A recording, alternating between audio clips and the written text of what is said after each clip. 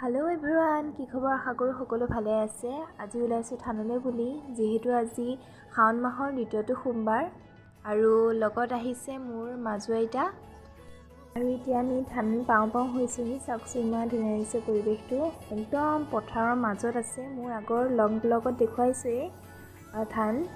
এতিয়া ভৰিখন ধুনীয়াকৈ ধুই লওঁ, যিহেতু নিয়ম আছে ভিতৰলৈ, যেতিয়া মন্দিৰৰ ভিতৰলৈ যাওঁ তেতিয়া আমি ভৰি ধুই যাব লাগে ভালদৰে, সেইটো কাৰণে এতিয়া ভৰিখন ধুই ল'ব।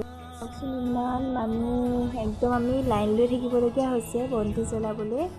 আৰু এতিয়া অকণমান ওলাই আহিছোঁ কাৰণ ইমান গৰম ভিতৰত। এয়া হৈছে শান্তনু, একদম ধুনীয়াকৈ আমি ফটো উঠিবলৈ বাহিৰলৈ ওলাই আহিছোঁ আৰু ফটো উঠি আহি খালোঁ আমি চাহ। আৰু এতিয়া প্ৰসাদ বিতৰণৰ কাৰ্য চলি আছে আৰু এতিয়া প্ৰসাদ খাই আমি অকণ বাহিৰত বহিবলৈ আহিছোঁ। চাওকচোন, ইমান ধুনীয়া লাগিছে জেগাটো। এবাৰ ভিতৰৰ থানৰ ওচৰৰ পৰা দেখুৱাই দিছোঁ। আৰু আমি এতিয়া প্ৰসাদ খাই ঘৰলৈ বুলি আহিছোঁ।